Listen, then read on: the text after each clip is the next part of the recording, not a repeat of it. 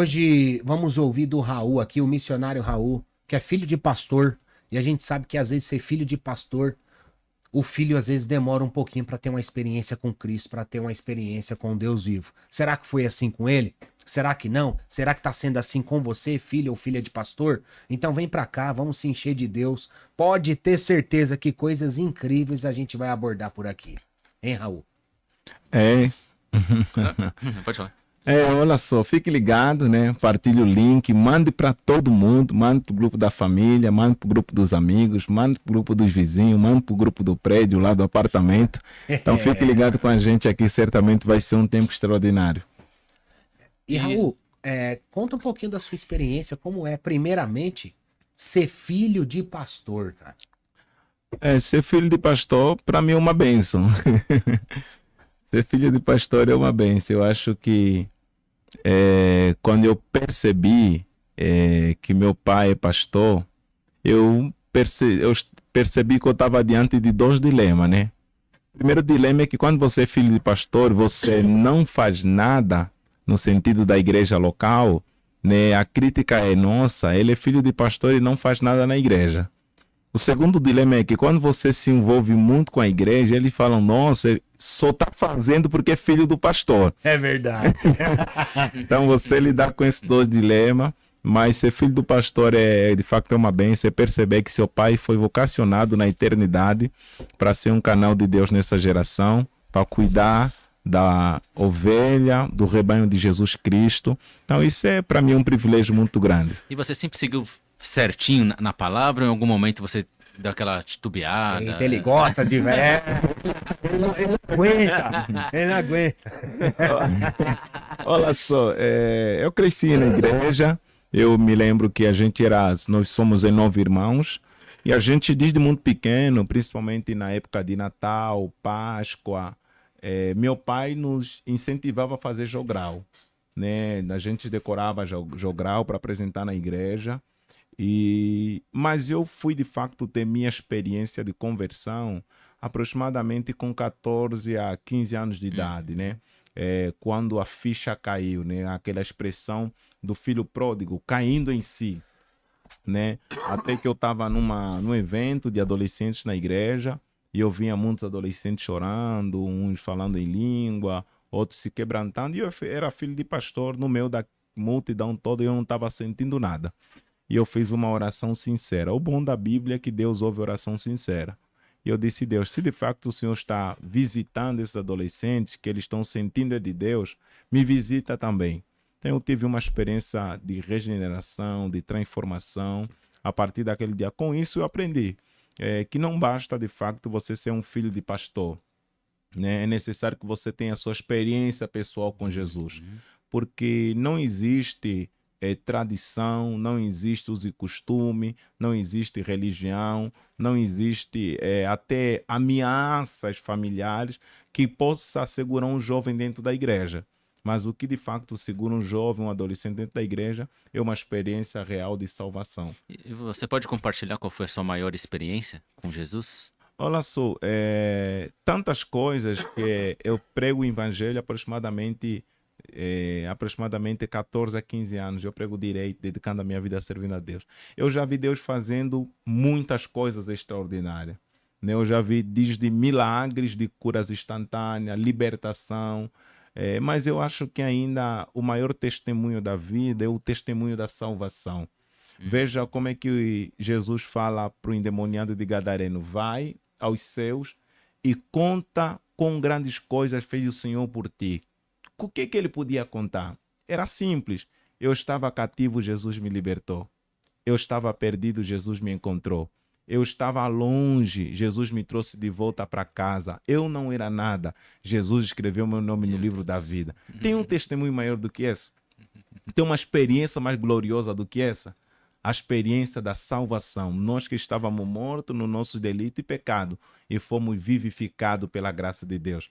Então, eu acho que essa é uma das experiências tão lindas da salvação. Mas eu vivi também coisas extraordinárias, assim, que no oceano da graça de Deus, Deus nos dá para desfrutar.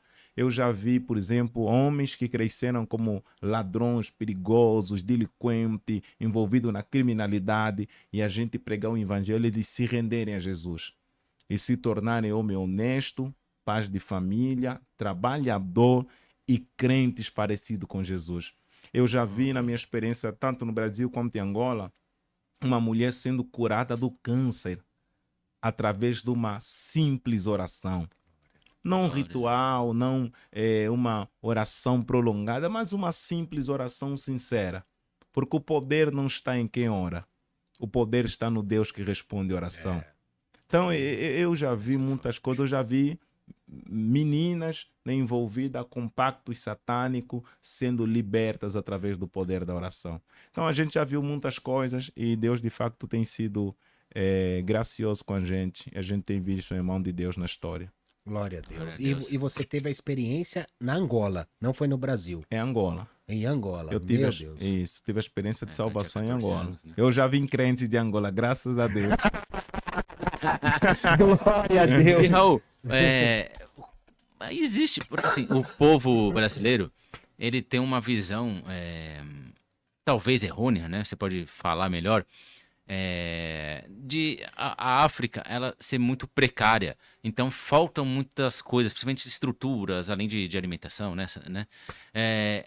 Lá, existem as igrejas normais, não? Sei lá, são cultos ao ar livre, são lugares mais precários mesmo. Como funciona lá em Angola? Olha só, existem muitas coisas que eu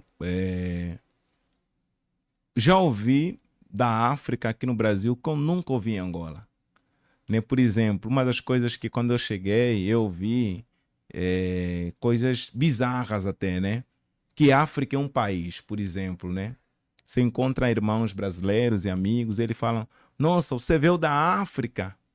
Ou então, eu estou fazendo um trabalho na África, eu estou pastoreando, cuidando, fazendo missão na África. Parece que na cabeça de quem fala ou de quem ouve, África é um país. Esse é o primeiro conceito, talvez errado, que a gente tenha construído ao longo da história.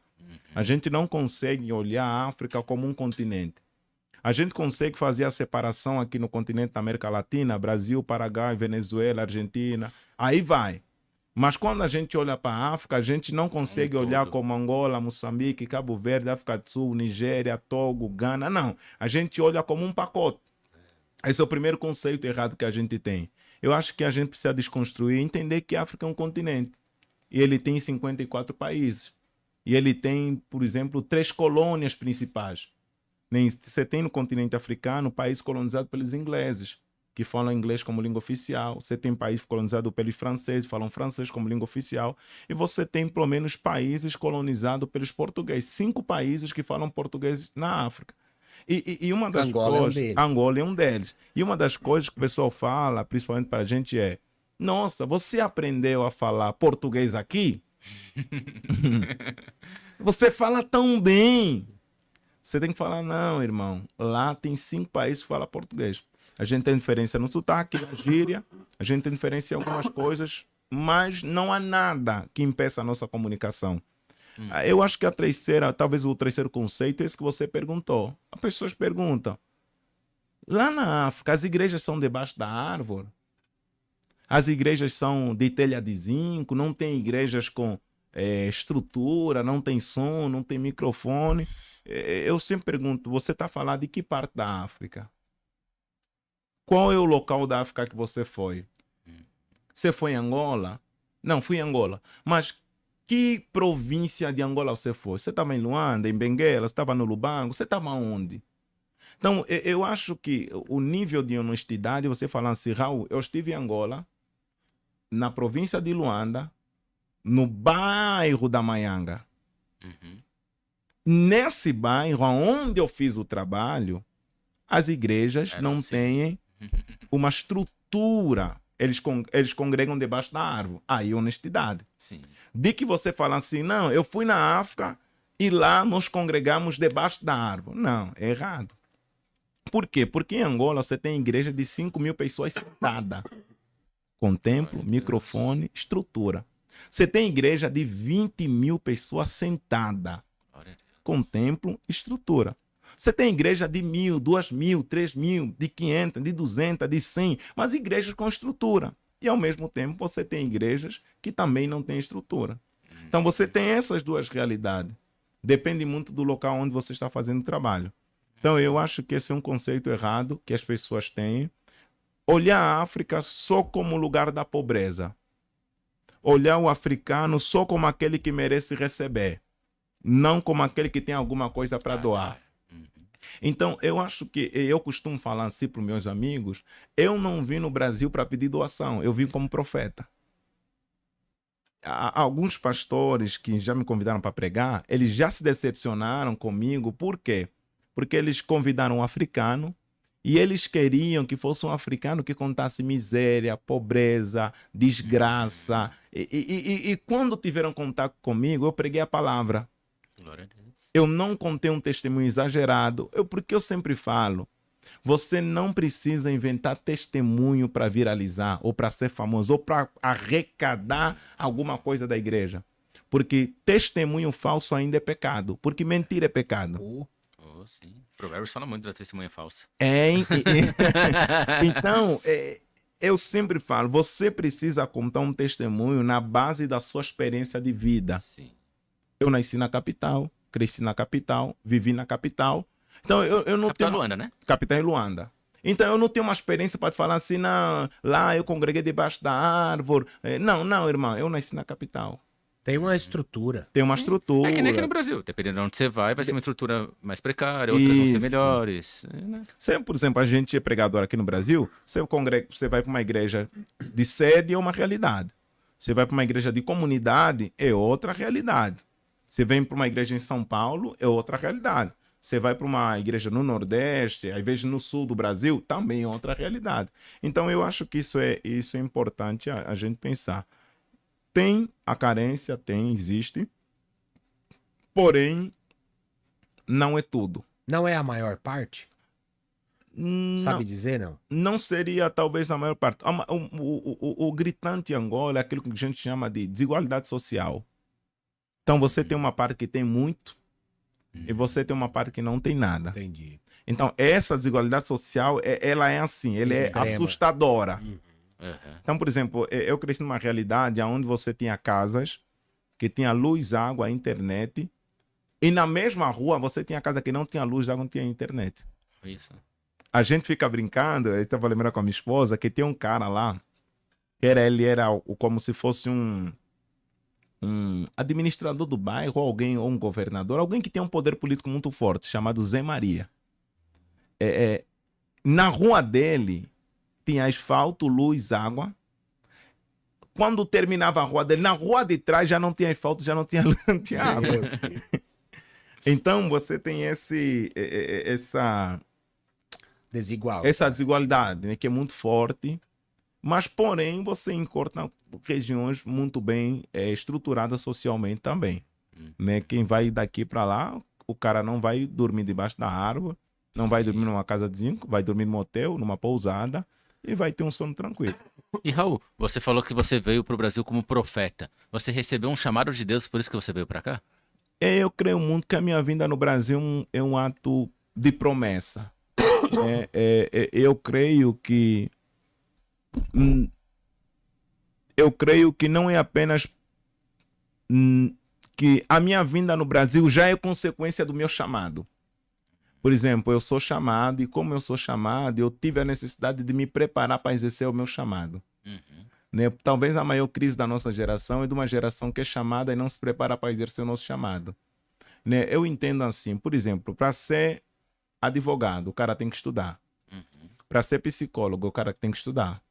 Para ser médico, o cara tem que estudar. Para ser engenheiro, o cara tem que estudar. E para ser pastor, o cara não tem que fazer nada. É errado. A gente acredita que o pastor é possível, o pregador, pastor, missionário, seja quem for, é possível exercer o ministério sem se preparar. Por isso é que a gente vive a geração da superficialidade. Analfabetismo bíblico. Analfabetismo como diz o Adson bíblico. Belo, Bispo Adson. A geração rasa. Por quê? Por isso é que tem pastores que no meio de advogados eles se sentem inferior. Porque ele acredita que a vocação dele é muito inferior à profissão do advogado. Ele não entende que todas as profissões ou todas as vocações, do ponto de vista de Deus, elas são sagradas. E para Deus não existe vocação maior nem vocação menor.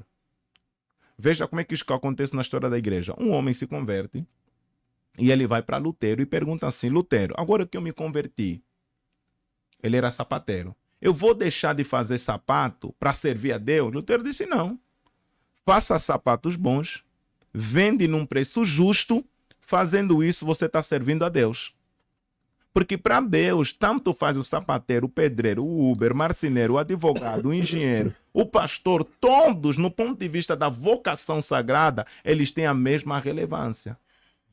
Deixa eu vos contar uma experiência. Eu fui no encontro para pregar para uns empresários, aqui em Osasco, aqui próximo de Osasco, né? Fui pregar para uns empresários.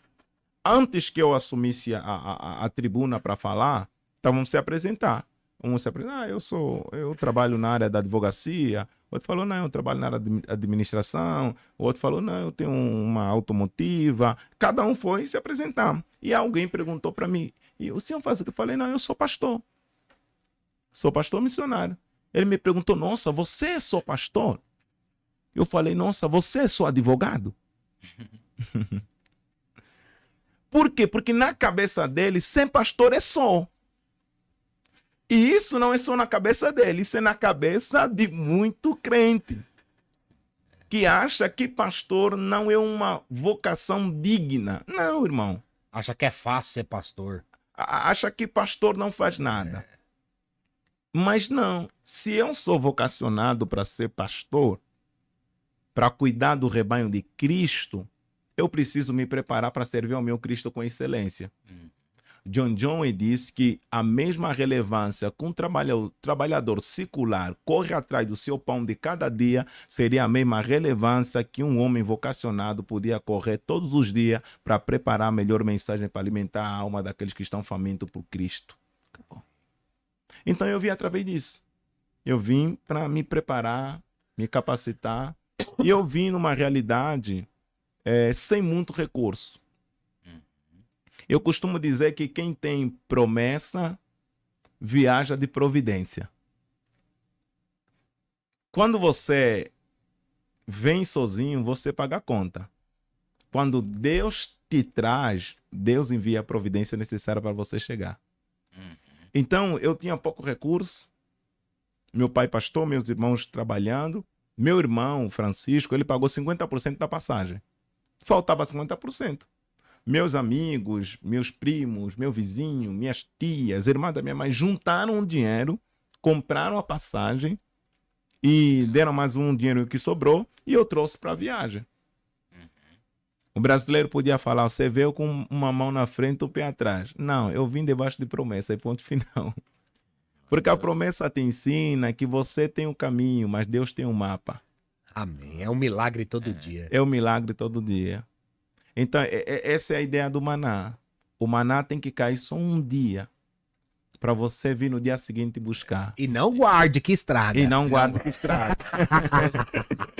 Não é brincadeira, não. Porque assim, vida de missionário, de profeta, nunca Essa é foi minha água, fácil. né? É sua água. Isso. Né, Raul? Vida de profeta, de missionário, nunca foi fácil e nunca será. E eu quero entrar nesse assunto com você. Sim. Depois que você chegou ao Brasil, exerceu o ministério de profeta, como que você se deparou isso? Por que que eu pergunto? Eu não sei se é só no Brasil ou se é fora do Brasil, você tem mais propriedade para falar do que eu. Muitas pessoas vivem só de profecia e de adivinhação. Como você leva essa questão de chamado profético? Olha só, eu creio perfeitamente que há um espírito de manipulação girando pela igreja brasileira.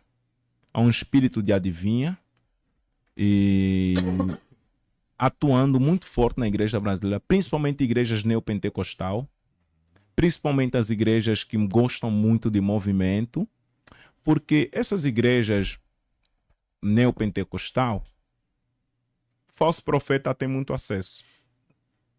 E eu costumo dizer que falso profeta trabalha com 3 armas: medo, culpa, ganância. Medo, culpa, ganância. Falso profeta, toda a sua mensagem está nesses 3 pilares. Medo, culpa, ganância. Veja como é que ele trabalha. Medo. Estou vendo uma macumba na sua vida. Estou vendo uma maldição na sua casa. Deus está te dando um grande livramento. Medo. Vai aterrorizando a sua cabeça. Medo, medo, medo. Depois vem culpa. Ele profetiza. Não acontece. Você não teve fé. A irmã duvidou. O varão é incrédulo. Porque ele vai culpando você. Vai Culpa. criando um cenário. Um cenário de culpa na sua cabeça. Você vai começar a falar, não, isso não aconteceu porque eu, de fato, não acreditei. Como um lobo, né? Vai encurralando. Vai encurralando. 3, ele vai criando um ambiente de ganância. Deus vai abrir uma grande porta. Você vai ser o mais rico da sua família. Está chegando uma grande vitória. A sua cabeça vai começar a enlouquecer na ganância. Tem um amigo meu que, numa fase vulnerável no Brasil, o profeta foi lá e profetizou, Deus está te dando um Lamborghini. E o cara não tinha nem dinheiro para pagar aluguel. Por quê? Porque o falso profeta sempre vai alimentar a sua ganância. E no Brasil, e isso aqui precisa ter cortado, quem legitima falso profeta são as irmãs. Por quê? Porque o tal dito profeta vai para a pessoa para entregar uma mensagem, a pessoa nem falou, ela já chorou.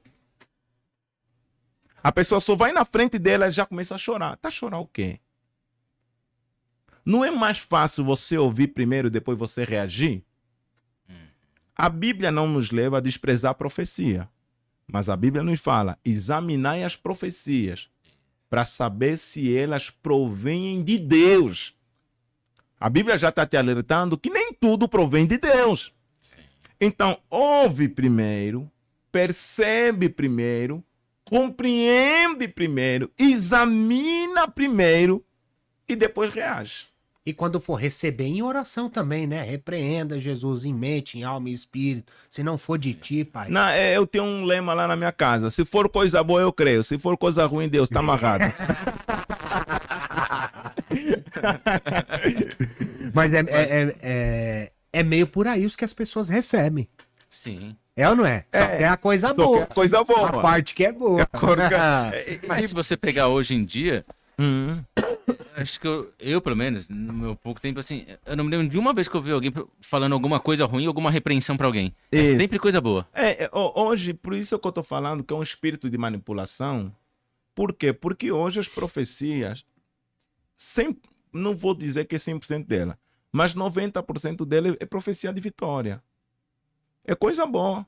Até o cara em pecado, o cara profetiza a vitória para ele. Esse Deus está totalmente errado. E o meu problema, eu sempre costumo falar, meu problema é principalmente com o pessoal que tenta ser profeta manipulativo. Qual é o meu problema com eles? É que num culto, ele profetiza para 100 pessoas. A gente que é assembleano, tem um culto que você vai e o camarada começa a profetizar do púlpito até a porta da igreja. Que hora que vai terminar esse culto? É muita revelação. Não, Deus tem muita coisa para falar, Deus não irmão. para de falar na cabeça desse homem. Não. Meu Deus. Ele tá vendo um negócio que você não tá vendo. Então, esse é o problema. E qual é o problema nisso? Qual é o problema nisso? É que se você pregar a palavra, você tem menos credibilidade do que um cara desse que manipula o povo. Que prega a verdade. Que prega a verdade, prega a Bíblia, exposição bíblica, aplicação bíblica. Prega a pregação cristocêntrica. E eu acho que um dos maiores problemas é que o pregador brasileiro ele está sendo pressionado para ir nesse caminho. Então você vê o camarada prega, ele prega. Parece que a pregação em si não é suficiente. Falta alguma coisa. Aí ele inventa uma profecia. E tem igrejas, meu Deus do céu, eu vou falar isso mesmo. Deixa eu falar. Tem igrejas que elas são tão viciadas em profecias e profetadas, que o pregador prega, grita, sua, se entrega e elas não recebem. Verdade. Porque o momento mais alto para eles não é o momento da exposição bíblica. É o momento onde o profeta vai revelar. Meu Deus, fala tudo, professor. Fala tudo, é. E essa parte de profecias? A gente também encontra muito lá em Angola? Tem. Eu acho que Angola tem mais profeta que no Brasil. Mas profeta, você Mas- fala bíblico ou... Tem profetas isso que eu pergunto. profetas bíblicos e falsos profetas também. Falso profeta tá aí nos quatro cantos da terra. Sim. Eu acho que 2015, eu faço essa leitura, 2015 para trás, o Brasil era a nossa maior referência do evangelho. Então, nossos pregadores favoritos eram pregadores dos Gideões, né? Napoleão Falcão, Gesiel Gomes, Marco Feliciano, Abílio Santana, os pregadores que de facto também impactaram o Brasil, eram nossos pregadores favoritos. De 2000, Pastor Luiz Antônio. Luiz Antônio, Bravo. 2015 para frente, a referência de Angola mudou. São os países voltados da África, como Nigéria, Gana, Togo, Congo Democrático, África do Sul. Tem que repreender, varão. O diabo vive em forma de inseto. Repreendido em nome de Jesus. Então, como isso mudou, entrou um movimento em Angola que é chamado hoje de movimento profético. Então, você tem, por exemplo, alguns movimentos acontecendo, né, ao longo do tempo, né? Dá um pano aí, Igor. Hugo, repreende isso aí em nome de Jesus. Tem condição, não? Você tem alguns movimentos. Você tem o movimento neopentecostal, né? A teologia neopentecostal com base na teologia da prosperidade, libertação, cura. Que a outra coisa doida é essa da prosperidade também. Vou te falar, viu? Você tem a teologia coach, que é a nova roupagem da teologia da prosperidade, né? Focado em performance, sucesso, realização pessoal. Só que você tem a questão do movimento profético, né? Que é um grupo de gente que não aceita, por exemplo, que o título mais alto para eles é o título de profeta. Nós que somos de uma tradição protestante, até então momento, o título mais alto na igreja seria um título de pastor. Só que para eles, pastor não é nada, ele tem que ser profeta. Então tem muito profeta lá, meia boca, né? Profeta da profetada lá. Mais do que os profetas que você vê aqui na rede social no Brasil, muito mais. Agora, você tinha comentado, Raul, ali nos bastidores, que lá passa os canais, né, aqui do Brasil e tudo, então quem acaba explodindo aqui, explode lá. E até onde algumas coisas que acontecem aqui no Brasil, sejam boas ou ruins, realmente impactam na cultura lá? Ah, muito, muito. O Brasil é o nosso maior modelo de construção religiosa, né? Pra você ter uma ideia, nossas Bíblias, elas vêm do Brasil. Legal. Nossas referências de louvor, muitos deles surgiram do Brasil. Então, tudo que o Brasil faz, tanto do ponto de vista evangélico quanto secular, reflete em Angola. Coisas boas, coisas ruins, tudo chega para lá. Você tem uma ideia? Tem um filme aqui, eu acho que é ano de 2000, não sei 2000 quanto, vocês vão lembrar. Cidade de Deus. Esse filme bombou em Angola, irmão. Depois daquele filme surgiram as gangues em Angola. Putz. Porque antes daquele filme não existia gangue em Angola. Depois daquele filme surgiram as gangues e as fases do apelido. Né? Por exemplo, lá no filme tem um cidadão chamado Dadinho e ele falou, não, meu nome não é mais Dadinho, meu nome é Zé Pequeno. Não sei se vocês lembram disso. Sim.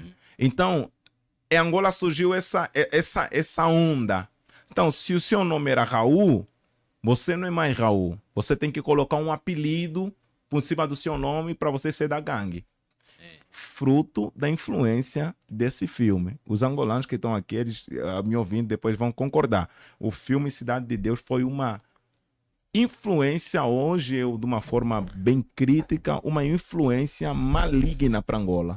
Meu Deus. Foi uma influência assim do diabo para Angola. Porque depois daquele filme, cada bairro tinha uma gangue.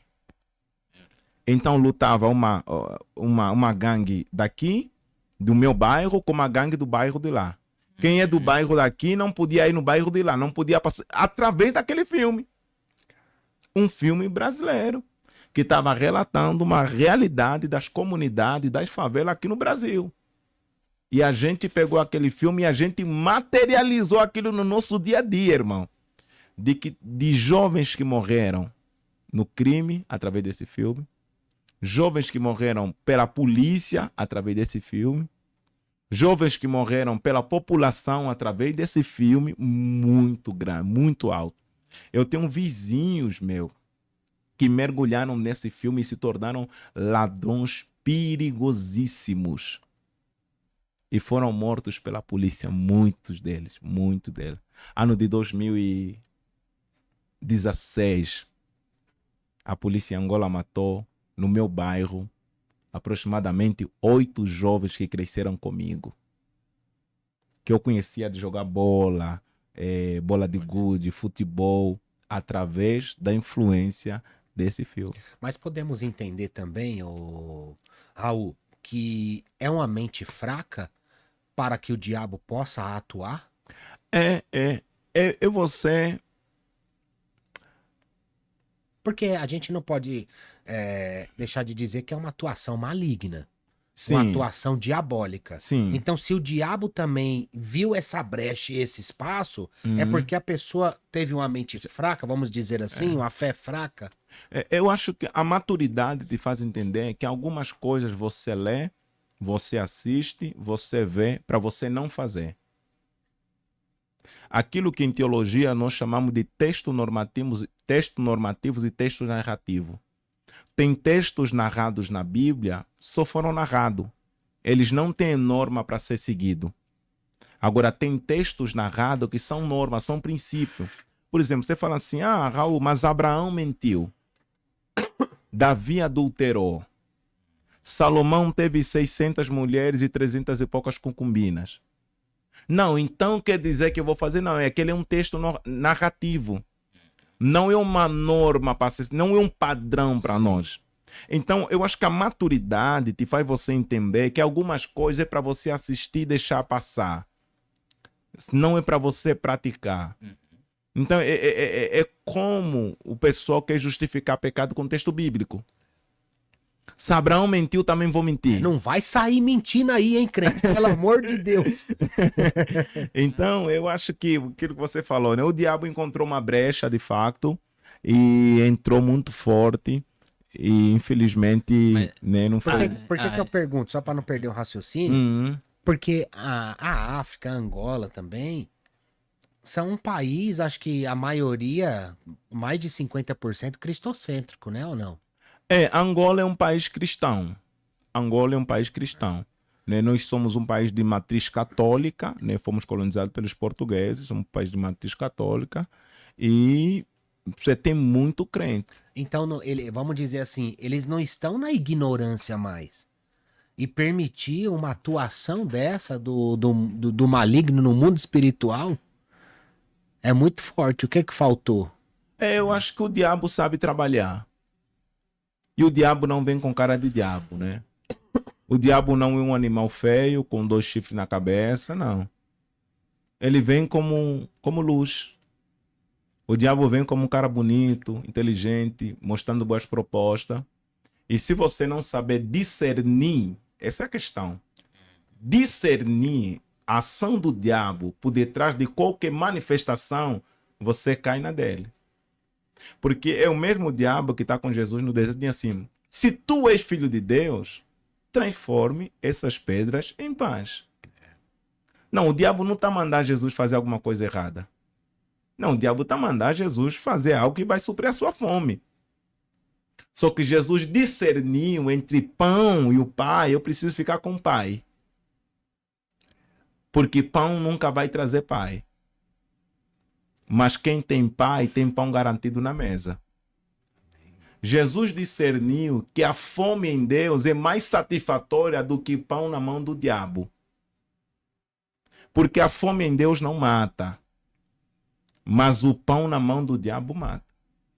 Então eu acho que o pessoal tentar perceber a ação do inimigo por detrás de qualquer manifestação bonita, cultural, política, artística, precisa discernir qual é a ação do inimigo por detrás Como que disso. pode discernir, assim? Como que você ensinaria para um cristão, vamos dizer assim, discernir uma ação maligna, diabólica, sendo luz? Primeiro, o Espírito Santo que está em nós, ele já nos ajuda a discernir. Na Bíblia diz que o homem espiritual discerne todas as coisas. É todas as coisas. Então, quando a pessoa é espiritual, e o que seria homem espiritual? O pessoal pensa assim que o homem espiritual é alguém que não tem corpo, é alguém que fica flutuando, é alguém que vive falando em língua. Não, não. O homem espiritual não é isso que a Bíblia está ensinando. Porque espírito sem corpo é fantasma. Uhum. E corpo sem espírito é defunto. Então, o homem espiritual é aquele que nasceu de novo. Uhum. O homem espiritual é aquele que nasceu do espírito. O homem espiritual é aquele que foi regenerado. Tem conexão com o Tem pai, conexão com o pai. É aquele que se alimenta da palavra. Então, esse homem espiritual, ele discerne o mundo espiritual. Não apenas o mundo espiritual, ele discerne o mundo material. Esse é o caminho, o primeiro caminho. Porque se você não for espiritual, você não consegue discernir as coisas espirituais. Só que você não tem apenas a questão do espiritual, você tem a questão do dom de discernimento, que é uma capacitação sobrenatural para você discernir qual é a atuação dos espíritos à sua volta. E esse dom, aí a gente pensa muito que o dom de discernimento é uma questão que Deus nos usa apenas dentro da igreja, né? O pregador está pregando, ou está tendo qualquer manifestação no culto, e a gente vai discernir assim, meu Deus, será que é Deus? Não, não. Esse dom de discernimento é para você discernir na vida, no dia a dia. Em todas as coisas. Todas as coisas. Você negocia, cuida da família, anda de carro, pega Uber, em todas as coisas. Essa capacitação sobrenatural, ela vai te ajudar você a discernir. É Deus? É o homem? Ou é o diabo? Ficou alguma dúvida já? Não é de Deus, né? Você precisa trazer luz. E às vezes, não é até que ficou uma dúvida, não é de Deus. É que tem muita coisa que você sozinho não enxerga bem. Tem muita coisa que vocês dois enxergando, vocês conseguem enxergar uma visão completa. Então, o que eu faço hoje? Tem muitas coisas que eu estou em dúvida, eu chamo um ciclo de amigo. E eu falo assim, cara, o que você acha? O que você acha? A gente busca a nossa visão e a nossa visão, ela se torna completa. Porque ele enxerga de um ângulo que eu não enxerguei. Interessante isso aí, de um hein? ângulo que eu não enxerguei. Isso aí é muito interessante. E isso é base até para você tomar decisões na vida. Existem dois tipos de amigos, e aqui eu estou entrando em um outro caminho. Existem dois tipos de amigos. Amigos do ego e amigos do coração. Amigos do ego são os amigos que estão contigo só para você partilhar a vitória. Como é que está a tua casa? Tudo bem. Teu casamento? Tudo bem. Tua família? Teu trabalho? Como é que tá? Tudo bem. É amigos do ego. Porque vocês querem partilhar o vosso ego. Amigos do coração é aqueles que você tem a capacidade de abrir o coração e falar, não tá tudo bem. Eu preciso de oração. Eu preciso de ajuda. Preciso de conselho. Preciso de uma direção. Só que nós vivemos numa geração que nós construímos só amigos do ego. Nós não construímos amigos do coração. Então, os amigos do coração, eles servem para você até como uma base para discernir as decisões mais importantes que você vai tomar na vida. Você vai fechar um negócio, aí o crente pentecostal fala assim, não, coisa que ninguém sabe, ninguém estraga. Vai lá, guarda segredo, dá errado, irmão. Porque você não discerniu isso com um grupo de amigos com maturidade para enxergar um ponto de vista que você não enxergou na coisa. Não vai sair falando para todo mundo, não é sobre isso. Não por isso é que é amigos do coração. É o grupo seleto que você tem para abrir o seu coração para eles, que não vai gerar inveja, não vai gerar contenda, não vai gerar inimizade, não vai gerar fofoca. Gente do seu coração, é amigos do coração. Seus conselheiros, né? Porque você sabe que uma das frases do invejoso é, nossa, ele teve sorte. O invejoso sempre vai... Você está lutando, vocês estão 2 anos aqui batalhando podcast, batalhando, fazendo, gravando, convidado, e vai para cima. Quando o negócio alavanca mesmo, lá vem o invejoso. Nossa, ele teve sorte. Deu sorte, hein? Ele não consegue ver sua dedicação, seu empenho, Verdade. seu tempo, seu recurso. Ele não consegue ver a graça de Deus em você. Ele só consegue ver a ação da sorte. Não é sorte, irmão. É empenho, é trabalho, é dedicação, é graça de Deus sobre a nossa cabeça. Glória a Ele Deus. vai fazer aleluia. 2 coisas, como você falou. Ou ele vai falar, atribuir a sorte, ou ele vai querer te bajular para tentar ganhar algo em cima disso. Isso. Ô, Raul, você tinha comentado agora sobre espíritos. Só para não perder a mesma linha, antes que eu esqueça. Né? O Léo já tá risado aqui, que ele gosta da polêmica. Gente. Sobre espíritos, aqui no Brasil, existe Zé Pilintra, Pombagira, né? E outros demais que, quem souber mais aí, gente, vai digitando aí no YouTube, porque eu sei que tem um monte. Tem um Isso. monte de espíritos malignos com determinados nomes aqui que o Brasil, vamos dizer assim, denominou, intitulou isso mesmo. Tem Zé Pilintra lá na Angola também? Ele pegou o Tem barquinho? Pombagira. Ou tem esses espíritos aqui no Brasil, gente? Não é possível. Olha só, a forma como se denominou esses espíritos supostamente malignos, né, aqui no Brasil, a gente só reproduziu. Porque existe, né? Cada espírito tem um nome também, né? Como que vocês veem isso? Eu acho que, biblicamente falando, eu não tenho bases para dar nome aos espíritos malignos. Né? Eu tenho algumas referências bíblicas, por exemplo, Jesus expulsou um espírito de surdez e mudez, né? Um espírito surdo e mudo, eu acho que esse é o texto. Mas eu não tenho, por exemplo, na Bíblia, Jesus expulsando Zé Pilintra, expulsando Chucavera, expulsando Pombagira, expulsando... Eu nem sei como é mais que o pessoal Tem chama, muito né? Exu aí, né? Chumirim, Chucavera. A forma como se construiu essa lógica, nós angolanos acabamos reproduzindo o que a gente viu do Brasil.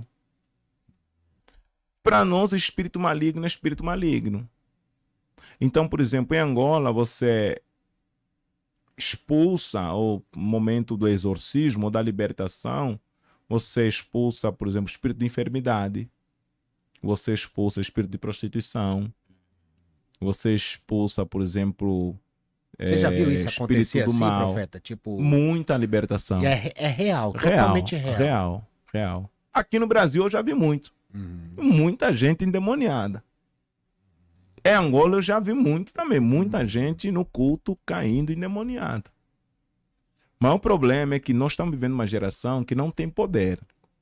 E aonde não tem poder, o diabo acomoda. O diabo não teme a sua pregação. O diabo teme a sua vida de oração. Porque homens carnais pregam, mas só homens espirituais têm a vida de oração. Porque é possível você pregar sem ser espiritual.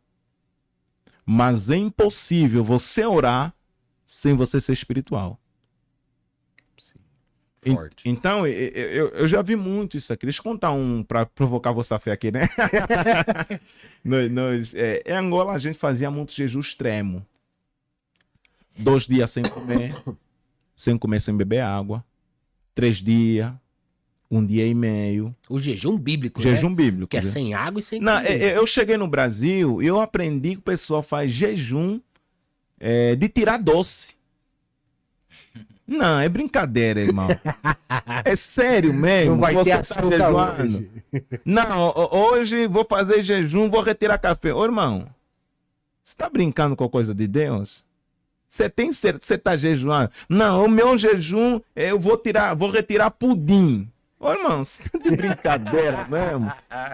Você acha que esse teu jejumzinho, esse sacrifíciozinho que você faz, gera algum resultado no mundo espiritual? Não, irmão, é brincadeira que a gente faz. Eu cheguei aqui, o pessoal falou, não, estou fazendo jejum de tirar café. Meu Deus do céu. Então, quando a gente falava sobre jejum, o máximo que a gente fez de jejum é jejum bebendo água. O máximo. Agora, quando é jejum mesmo. Um dia sem comer. Você pode ser jejum das 0 às 18 horas, das 0 às meio-dia, mas sem refeição. Jejum mesmo. Então a gente tinha essa cultura. É uma cultura em Angola. A pessoa jejua muito assim, a seco. Você faz jejum seco, né? Sem água, você fala. Sem água e sem alimento. 24 horas? 24 horas, um dia, 2 dias. Tem que ser no mínimo 24 horas na sua vida? Não, você precisa cultivar uma disciplina espiritual. Jejum é uma disciplina espiritual. Então você precisa cultivar o seu organismo para você fazer jejum mais prolongado. Por exemplo, se você nunca fez jejum, não adianta você tentar fazer 24 horas, você vai parar. Sim. Faz meio-dia. Vai passar mal. Ou vai passar mal. Você fez meio-dia, deu certo, estica um pouquinho, faz até 2 horas da tarde. Conseguiu? Vai até 6 horas. Conseguiu? Puxa um pouquinho mais. Então você vai cultivando uma disciplina espiritual. E um dos maiores problemas da nossa geração é que a gente não tem disciplina espiritual. A gente não tem disciplina com leitura. A gente não tem disciplina com oração. A gente não tem disciplina com jejum. A gente não tem disciplina com solitude. A gente não tem disciplina com trabalho. A gente não tem disciplina com comunhão. Não existe disciplina. Nós somos uma geração desregrada. E o brasileiro fala assim, pastor, eu não oro porque a minha vida é muito corrida. Parece que no Brasil sou ele que trabalha. A falta de oração... Uma das maiores desculpas é essa. A falta de oração não é falta de tempo. Sim. A falta de oração é falta de prioridade. Compromisso. Eu não oro porque eu confio na força do meu braço, isso é verdade. Eu não oro porque eu confio no meu ciclo de amizade. Eu não oro porque eu confio na minha grana que está lá na minha conta bancária. Eu não oro porque eu confio na minha carreira profissional. Eu não oro porque eu confio na minha estrutura familiar.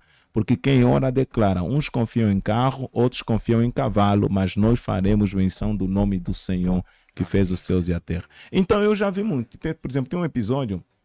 aleluia, glória a Deus. Glória a Deus. Tá sentindo a presença.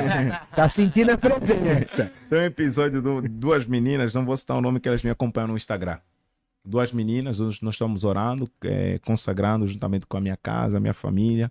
E eu era líder de um grupo de intercessão. Então tinha um grupo de oração, de jovens, adolescentes, que a gente subia ao monte, fazia a vigília.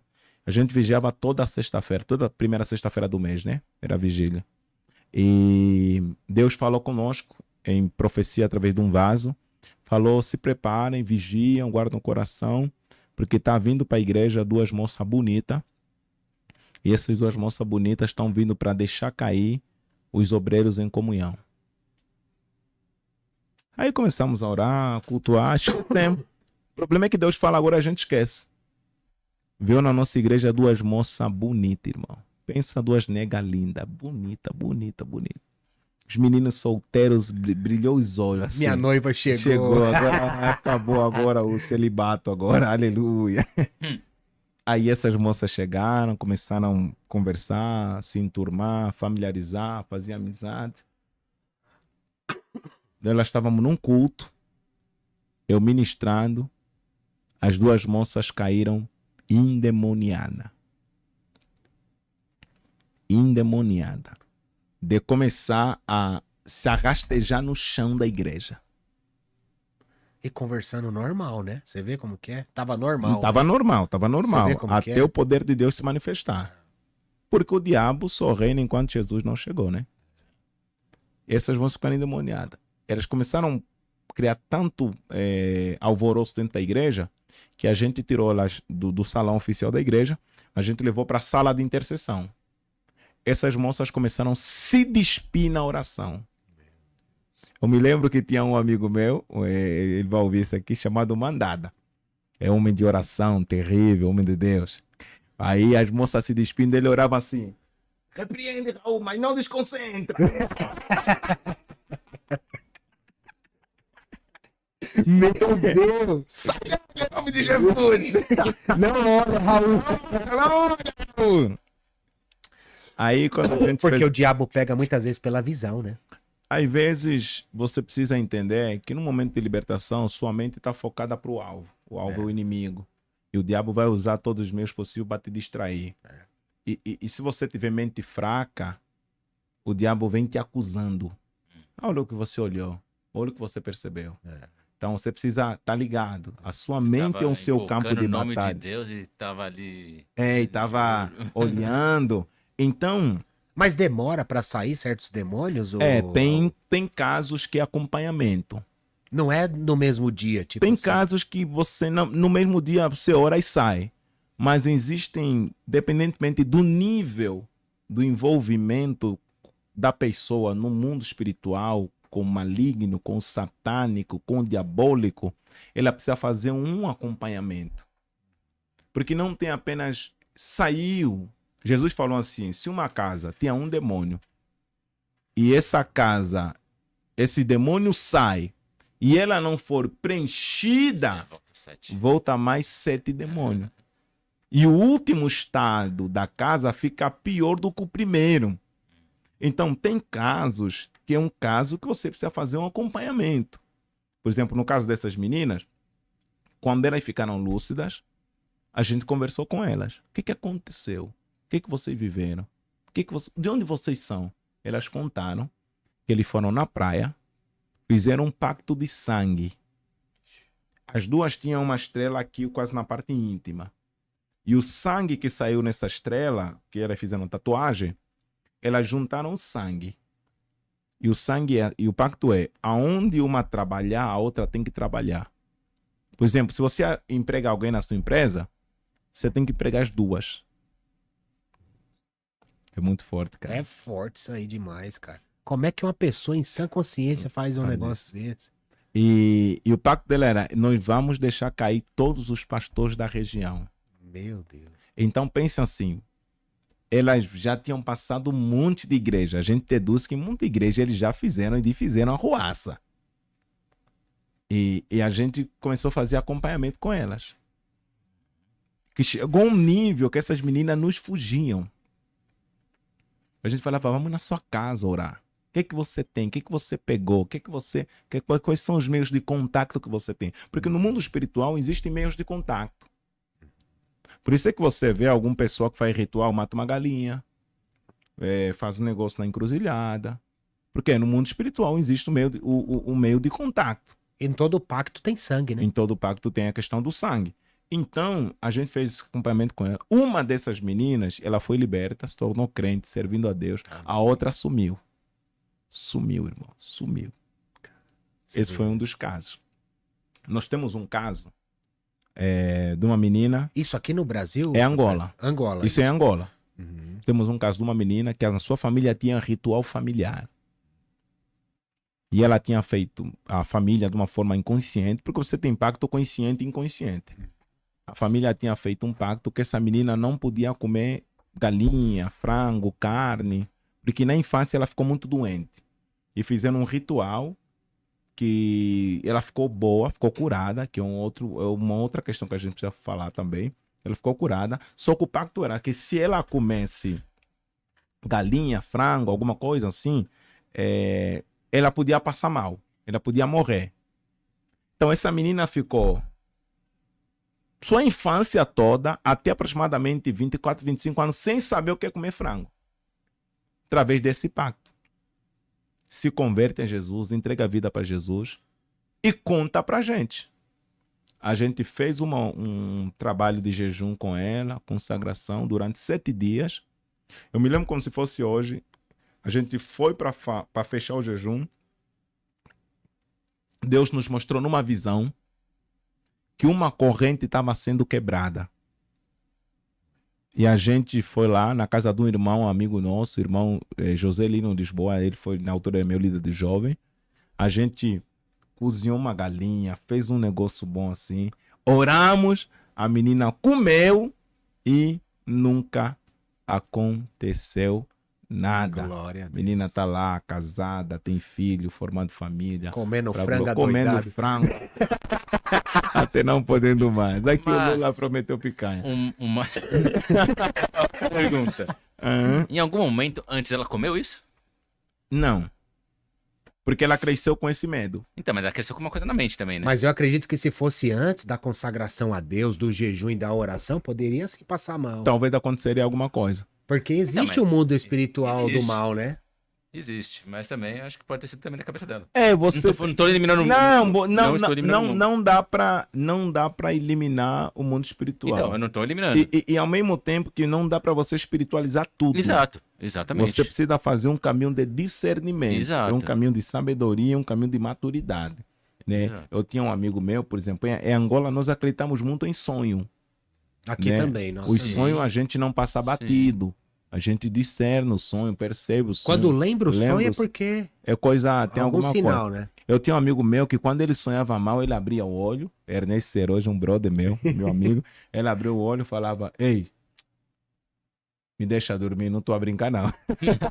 Aí ele dormia, aí ele não, assim, essas coisas, ele não acreditava muito. Mas o mundo espiritual é um caminho de discernimento.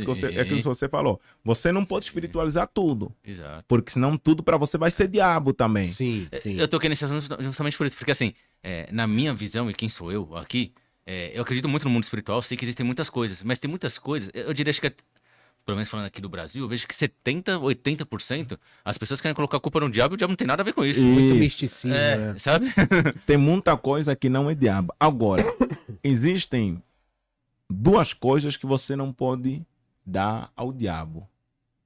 A primeira coisa é subestimar. Uhum. Não subestima o diabo. Apóstolo Paulo, aquele que tá em pé, cuidado para que não caia. Você não pode pensar que tudo que acontece, não, isso não é o diabo. Uhum. Ah, teve um acidente ali, não é o diabo, é a incompetência do cara. Uma enfermidade trágica, em medicina não consegue responder, não, isso aí não é o diabo. Sim. Então você não precisa subestimar o inimigo. Essa é a primeira questão. Uhum. Então você precisa ver na sua casa, na sua família, na sua história, discernir, o caminho de discernimento, maturidade. Exato. Segunda coisa é você não supervalorizar o inimigo. Sim. Tem crente que é assim, tudo é o diabo. Uhum. Tem crente que fala mais do diabo do que Jesus. Exatamente. Sonhou mal, o diabo. A porta de emprego fechou, o diabo. Ficou doente, o diabo. E tem igrejas que se fala mais do diabo do que Jesus. Verdade. Uhum. Sai diabo, sai diabo. Não. Você não precisa subestimar e nem supervalorizar o Exato. inimigo. Você precisa ter um caminho de discernimento. Você tá espiritual. vigilante, né? Você precisa estar vigilante, perceber o que é, o que não é.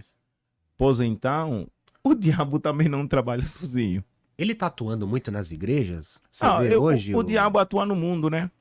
Uhum. Mesmo na igreja onde tem palavra, E mensagem de a igreja Deus. é reflexo da sociedade, né? Nós que congregamos na igreja somos mesmo que trabalhamos nas empresas. Sim. Somos mesmos que andamos de ônibus, andamos na estrada. Somos mesmos que vamos para o hospital, vamos para a padaria, viajamos. Então, a igreja somos nós somos reflexo disso. Sabe por que eu tô te falando isso? Sim. Porque assim, profeta, esses dias eu sou Não, separado. chama Raul, o profeta Raul. é pesado. Ó, Ô, gente, o profeta é meu filho. dá nome, velho. Fala. O que aconteceu? Eu fui pegar minhas filhas na casa da mãe delas esses dias e ela falou pra... Eu tenho duas, né? E ela legal. falou pra irmã mais velha, Isa, eu acho que o pai tá com alguém no carro. E eu não tava com ninguém, tava sozinho. Depois que elas entraram, elas falaram, nossa pai, pensei que tinha alguém, eu vi um vulto preto do seu lado, no banco do passageiro. Aí eu fiquei pensando nisso, eu repreendi, lógico, né, Isso. em mente e tal, em espírito. Mas eu falei, pô, sou um cara de oração, tô em santidade, leio Bíblia todo dia, prego todo dia a palavra, faço meus vídeos, evangelizo pessoas, e mesmo assim esse satanás tá do meu lado. Eu podia acreditar que era um anjo que estava ao teu lado. Eu prefiro acreditar que é um anjo. Mas um vulto preto? Depende de você. Por exemplo, hoje eu acho que esse é o caminho. Tô te passando até pra você, para ver que tipo de discernimento você teria, Sim, entendeu? O caminho é você discernir que maior é aquele que estão contigo do que aqueles que estão no mundo. Uhum. O Espírito Santo habita em você? Sim, Os anjos do Senhor acampam ao teu redor? sim, eu então, creio. quem é de Deus, o maligno não toca. Eu vivo nessa confiança. Ele pode irmão. estar ao derredor, né? Ele Como pode- Pedro 5,8. né? Você tem a questão, por exemplo, você tem a questão da opressão, possessão e influência. Opressão é uma coisa, possessão é outra coisa, influência é outra coisa. Uhum. Possessão, só quem não é crente. Pra entrar e, tipo... Crente não fica endemoniado. Esse negócio de crente ficar endemoniado não é bíblico. Não nasceu de novo. Só se for um desviado, O né? Espírito Não tá na Santo. igreja. Então não é crente. Não é crente. O Espírito Santo não habita nele. Dois corpos não podem habitar no mesmo espaço. Sim. Como é que você explica que o Espírito Santo tem em você? Deus está cheio de você, está cheio de Deus.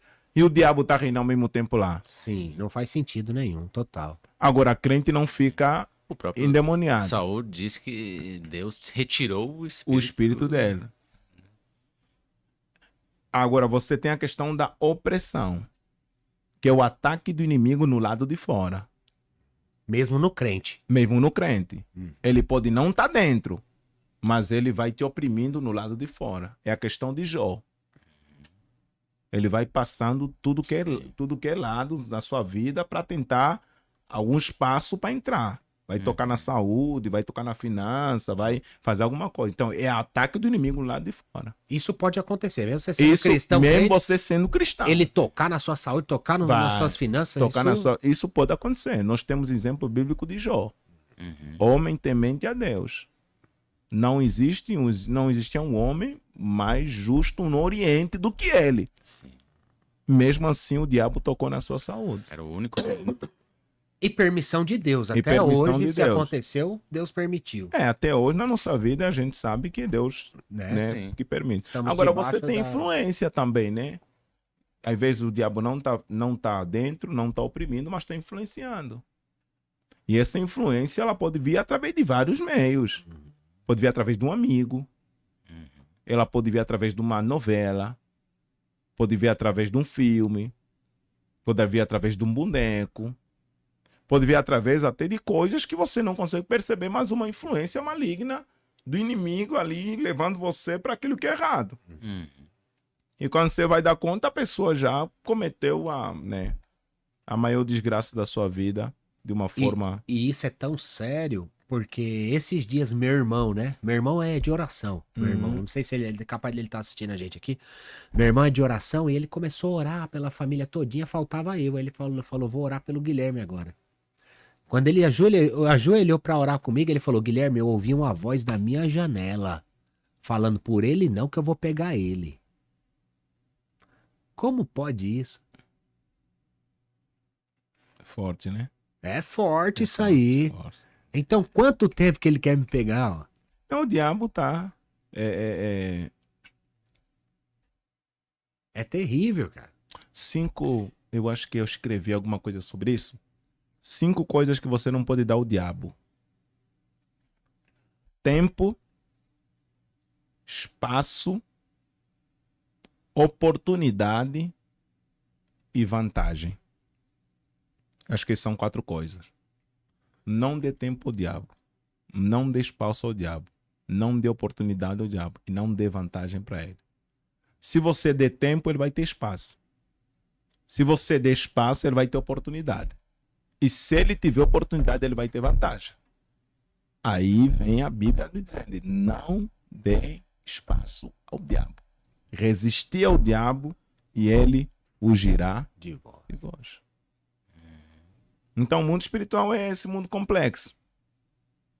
É esse mundo complexo, né? Eu acho que ninguém consegue... É espiritual, né? Você passa muitas batalhas contra o inimigo? Eu acho que todos nós passamos batalhas de níveis diferentes. Sim. De níveis diferentes. Você tem batalhas contra o inimigo, mas você tem muitas batalhas pessoais. Jesus ensina isso na oração do Pai Nosso. Não nos deixa cair em tentação, batalha pessoal. Mas livra-nos do mal, batalha contra o inimigo. Todo crente está vivendo essas 2 batalhas. As pessoais, consigo mesmo, e com o inimigo. E isso aqui todos nós estamos vivendo. E tem níveis de batalha, né? E você pode perceber, eu gosto muito de uma frase de efeito, que se o seu chamado é grande, sua batalha vai ser grande. Sim.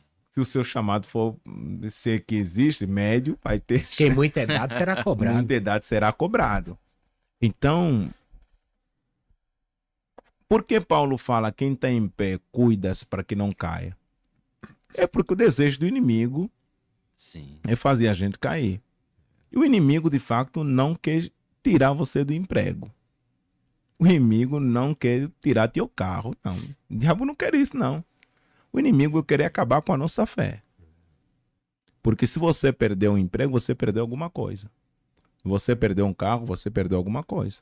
Mas se você perdeu a fé, você perdeu tudo. E a fé, e sem fé é impossível E agradar a sem Deus. fé é impossível agradar a Deus. Isso é muito forte. Porque vê como é que o diabo fala para Deus. E sem fé você também não é salvo. Além de não agradar a Deus, não é salvo, porque nós somos salvos pela fé em Cristo Jesus. O diabo disse assim para Deus, né? Ah, você também cobriste Jó de riqueza. Isso. Ou cercaste Jó de riqueza. O diabo sabe algo que a gente não sabe. Uhum. O diabo sabe que Deus não coloca a riqueza no lugar da fé. Porque a riqueza é uma cerca no lado de fora, mas a fé está no lado de dentro. Sim. É por isso que Jó perdeu riqueza, mas não perdeu a fé. Uhum. Porque o maior problema é que a gente quer fazer o oposto. A gente coloca a riqueza no lado de dentro e coloca a fé no lado de fora. Sim. Quando a gente perde a fé, perde a riqueza. Mas Jó fez diferente. Jó perdeu riqueza, mas não perdeu a fé. Porque quem tem fé tem tudo, irmão. E por isso que o diabo ele te oferece sempre riquezas e não a fé. Porque a fé ele não consegue atingir. Uau. Por exemplo, quando eu tava na segunda passada que a gente tava aqui com a Abacuque, a gente tava falando de coisas de escutar a Deus. E quando tá indo pra casa, eu senti Deus me falando assim, né? Toda vez quando alguém ouve a minha voz, o diabo vem com um poder. E aí, o exemplo que eu peguei da Bíblia disso é justamente Adão, quando ele tá no jardim, e Jesus quando tá no deserto. Ele, assim que assim, né, colocando por um contexto, né, que Adão escuta a voz de Deus, vem a serpente, se eles são um, então viu uma forma, né, de tentar entrar, e vem e oferece o quê? Poder, vocês vão ser igual a Deus. Eles caem.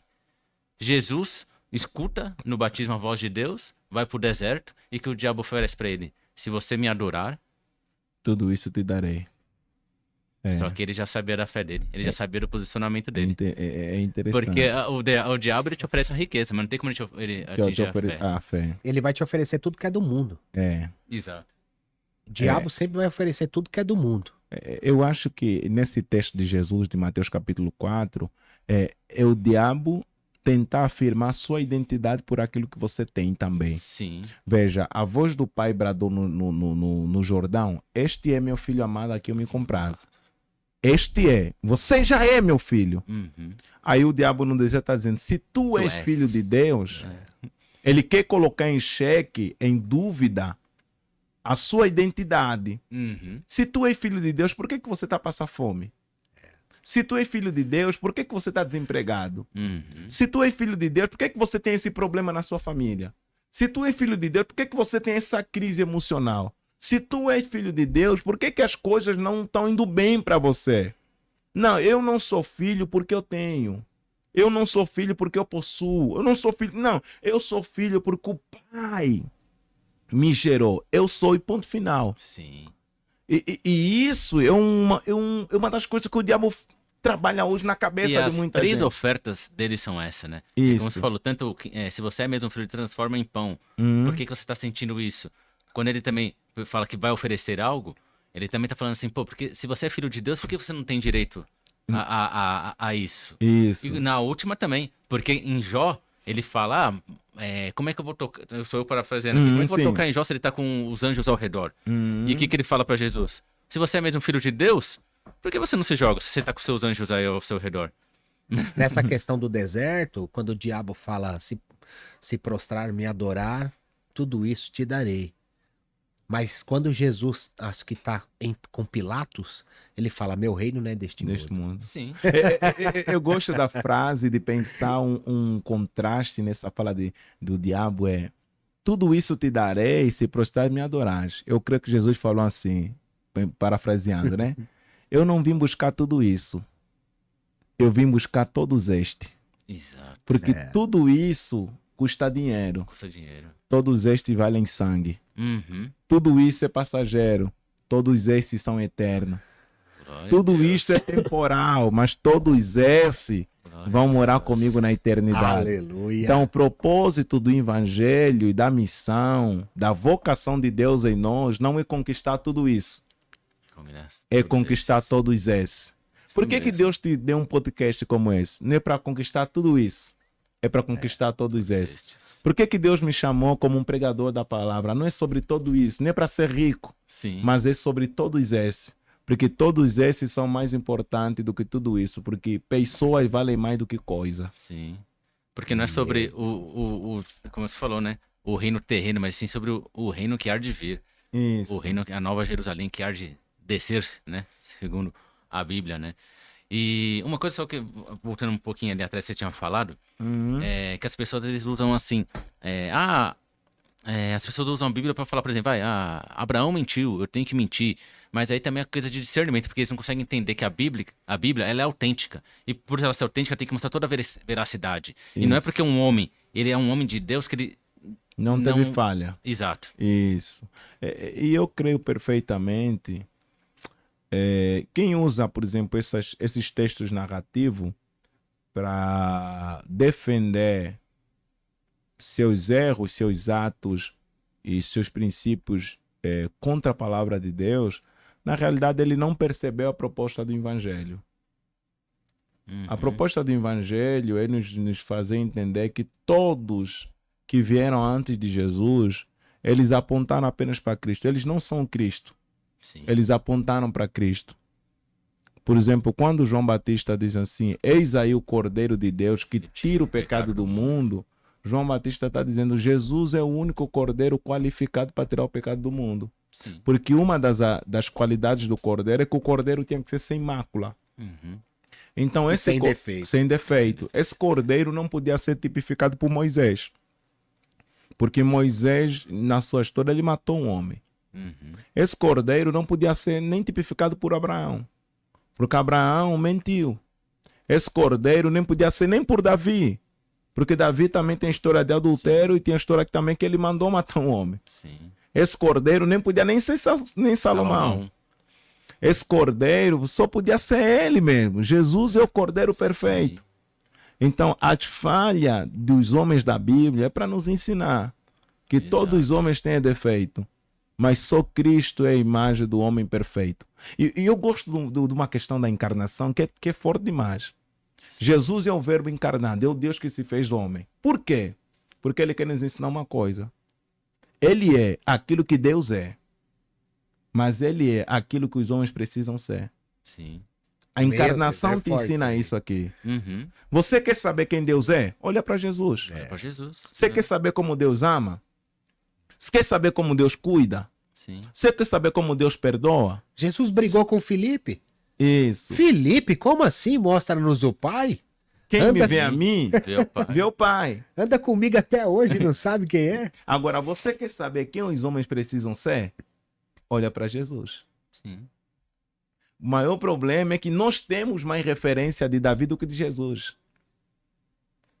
Nós temos mais referência de outros personagens bíblicos na nossa cabeça do que de Cristo. Mas o propósito do Evangelho não é te fazer ser parecido como Davi. Sim.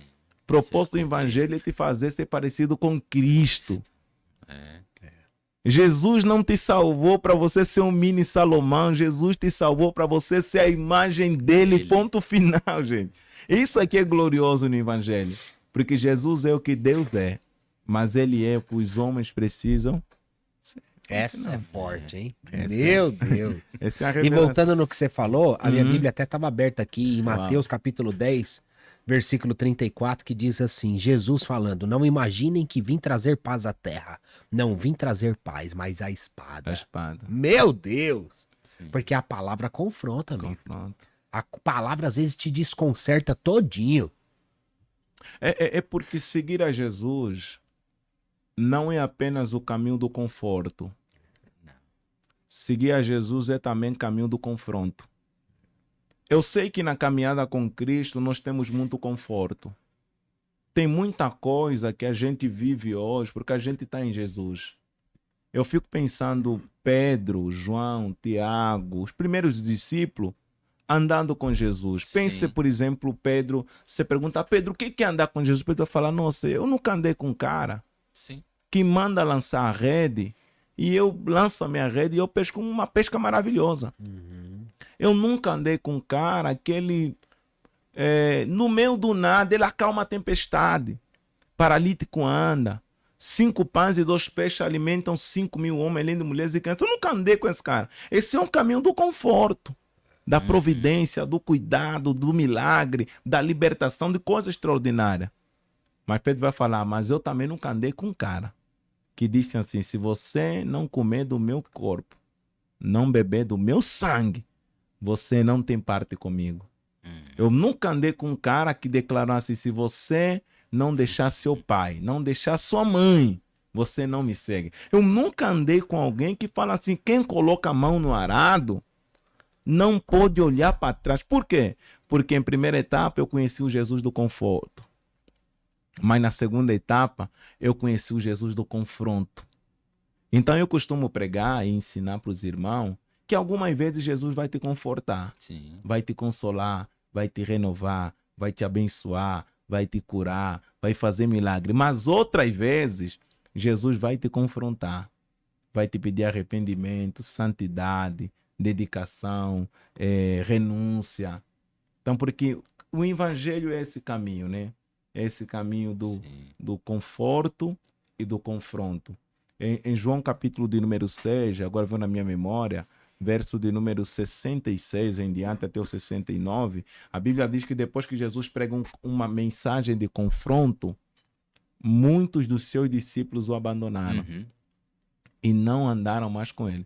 Não são muitos seguidores, não são muitos telespectadores. E os que ficaram, ele falou, vocês não querem ir embora?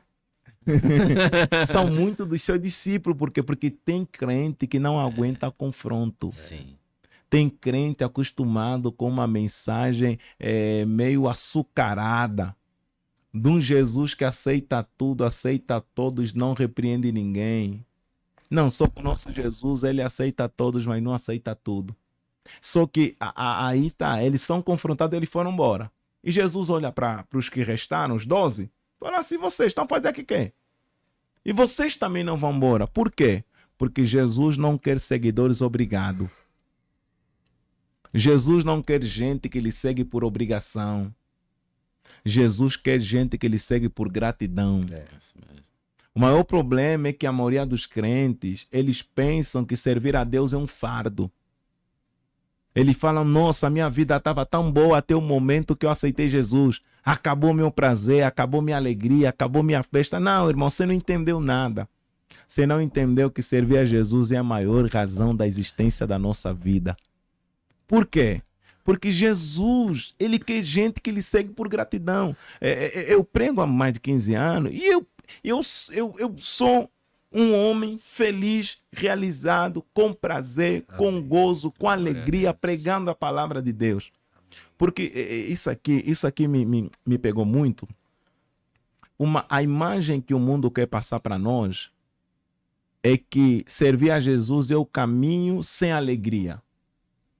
Né? Por exemplo, quando você vê um filme e tem um personagem crente, quem é o crente? Cabisbaixo, desanimado, deprimido, mal vestido. Por quê? Porque eles estão falando que essa vida daqui com Jesus é uma vida sem alegria. E quem que está alegre? Quem que tem prazer? O cara que está na noitada, na balada, prostituindo, roubando. Aí Não. Eu ia até entrar, esse cara é livre. O crente não tem liberdade. Não tem liberdade. Porque existe prazer no pecado. Existe. Mas existe ainda mais prazer na santidade. Com certeza. Porque na presença de Deus até a tristeza salta de alegria. Uma coisa que você fala assim, Deus aceita tudo, não aceita todo mundo usa isso. Eu sempre falo que Deus não aceita tudo e não aceita todos. Uau. Porque quando você vai ali para Abel e Caim, ele fala que Deus rejeitou a Caim e a sua oferta. E a sua oferta. E eu sempre falo que Deus ele não aceita, mas ele busca. Quando acontece que ele fala, o que você fez? Com Adão, a mesma coisa. O que você fez? Ele busca todos, mas ele não aceita todos. Uau. E o problema do pessoal hoje é que eles ficam atrás, que nem você falou, de promessas. Do Jesus que nem chegou ali para Natanael e falou assim, eu te vi na figueira. Você acredita só porque eu te vi na figueira? Eles querem revelações. E ao mesmo tempo eles não percebem que eles conseguem ser pior do que Pedro. Porque todo mundo fala, Pedro negou Jesus 3 vezes, um cara que andava com ele. Mas quando Deus te confronta, você é o primeiro a negar ele. Fala, isso aí não veio de Deus. Isso. É interessante. Então é possível até aquele crente que se desvia voltar para os caminhos de Jesus. Como foi com Pedro.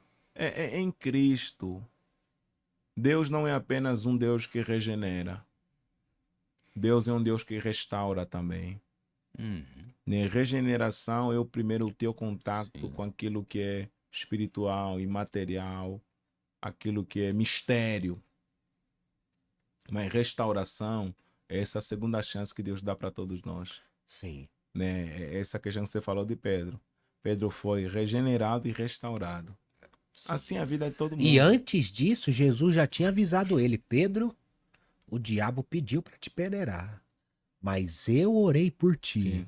Te digo aqui, para quando se levantares, apacenta as minhas ovelhas. Olha isso. Eu gosto da expressão quando se converteres. Quando se converteres, também. Porque Pedro pregou e nem era convertido. Também.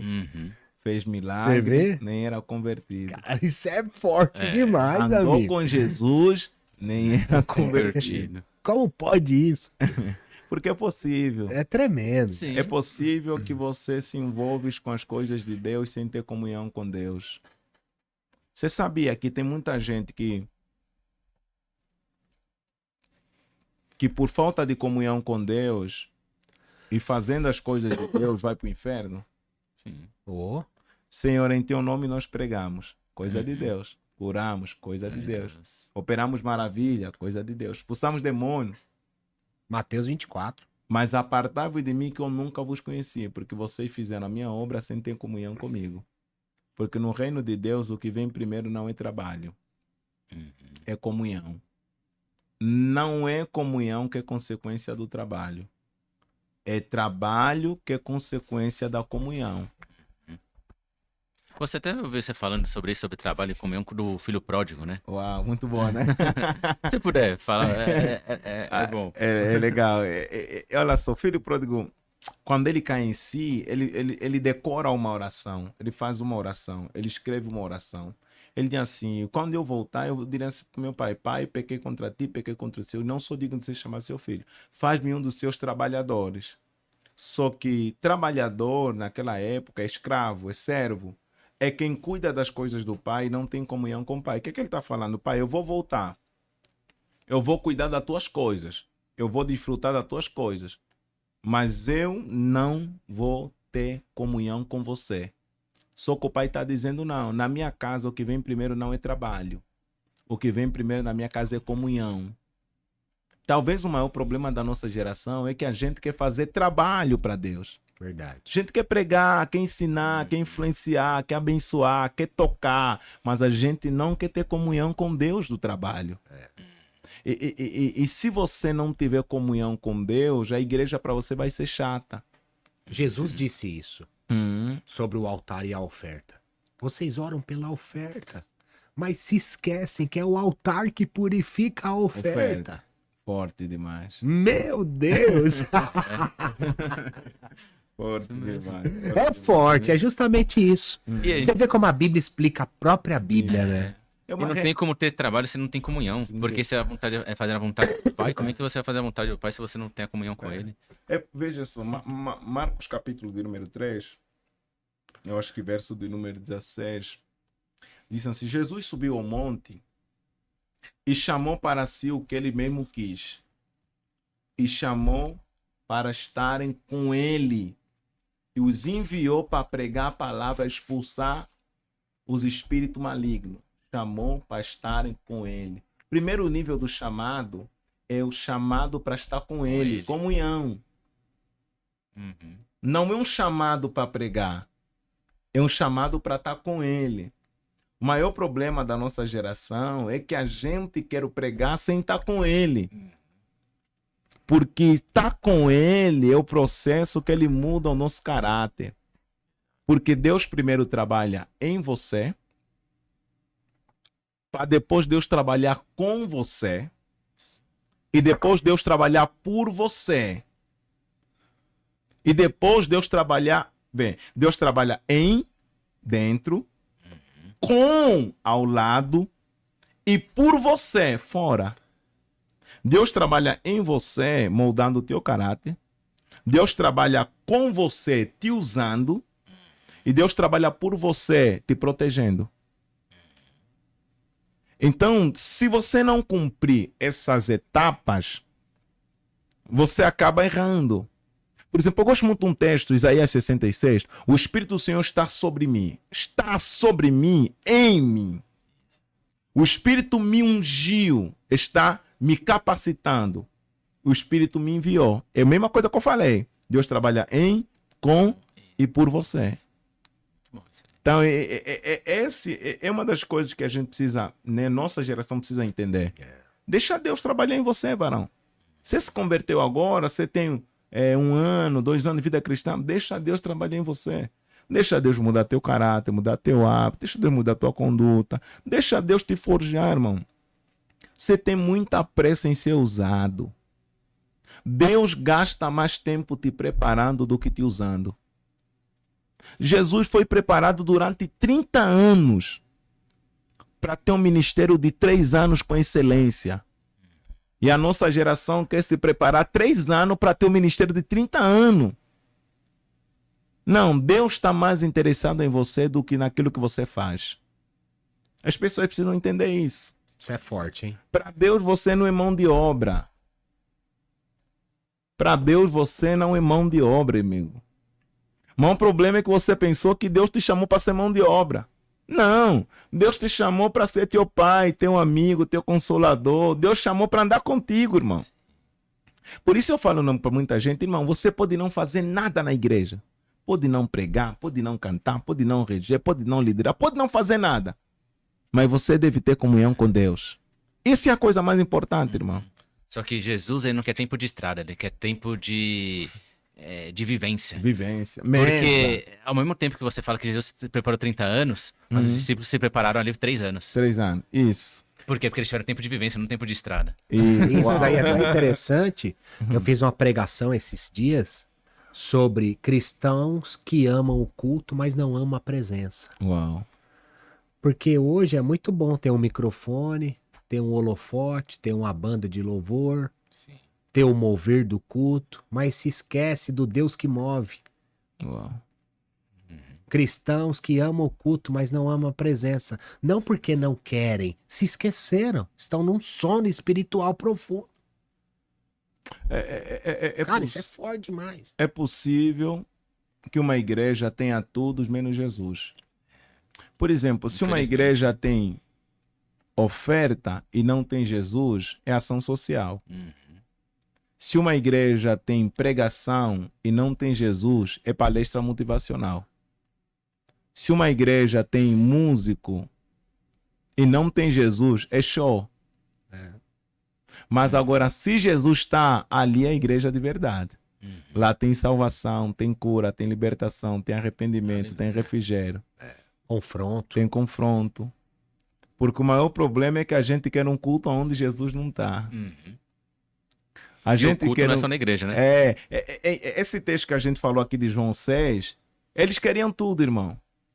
Queriam milagre, queriam pão, queriam multiplicação. Jesus falou assim, deixa eu vos ensinar um negócio aqui. Vocês comeram pão? Sim, comemos pão. Então deixa eu falar, eu sou o pão da vida. Beberam água? Eu sou a água da vida. Os caras falaram, não, Jesus, a gente quer pão, a gente não quer você. O problema é que a gente quer tudo, irmão. A gente quer profecia, a gente quer cura, a gente quer milagre, a gente quer arrebatamento de sentido, a gente quer providência, a gente quer coisa mirabolante. Mas a gente não quer Jesus. Você lembra do texto do endemoniado de Gadareno? A Bíblia diz que expulsaram Jesus da cidade. Expulsaram. Foi. Porque os porcos se jogaram Se jogaram do penhasco. Se jogaram no penhasco. Eles perderam um pouco, os porcos falaram, não. Nós não queremos Jesus, nós queremos porco. Tem igreja, irmão, que tem Isso tudo, é forte, viu? mas não quer Jesus.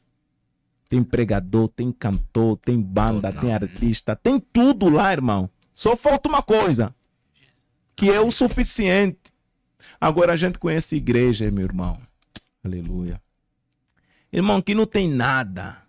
Não tem estrutura, não tem som, não tem cadeira, não tem poltrona, não tem conforto. Tem igreja que nem tem janela.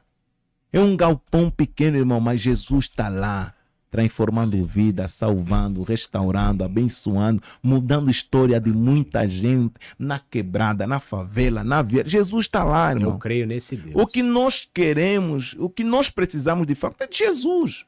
Eu tenho dito para muitas pessoas, meu corpo até arrepia, eu falo, gente, teu problema não é apenas problema financeiro, teu problema é que você não tem Jesus. Talvez você fale, não, mas eu preciso de um novo ciclo de amizade, mas eu preciso de alguém que me indica, eu preciso de alguém... Não, teu problema não é falta de indicação, teu problema não é falta de técnica, teu problema não é falta de estratégia, teu problema é porque Jesus não está na sua vida. Que você precisa de Jesus. E os pregadores, nós precisamos pregar de uma forma consciente, ensinar, falar, irmão, que você precisa de Jesus e ponto final. Porque você, às vezes você quer criar muito, não, pastor, sabe, é porque o fulano de tal, é meu primo, meu amigo. Não, esse não é o teu problema. Teu problema é que Jesus não está lá, cara. Você não tem comunhão com ele, você não anda com ele, você não percebe ele, você não ouve ele, você não está próximo dele. E tudo isso aqui que você está usando é só apenas um meio para você se esquivar do que você verdadeiramente precisa. É de Jesus. Então eu acho que isso é interessante, né? Glória a Deus. Meu Deus do céu. Pessoal, você que está acompanhando, você já deixou o like nesse vídeo, você já compartilhou com seus irmãos no grupo das igrejas. Compartilha, porque é o que teve de luta espiritual aqui também, né, Léo? E a gente, quarta-feira, né, Léo? Vai ter um podcast especial aí agora, nessa quarta? Nessa quarta-feira, vamos estar com o pastor Wesley, com a sua esposa a Priscila, falando sobre batalha espiritual. E é um pessoal aí também que entende muito do assunto.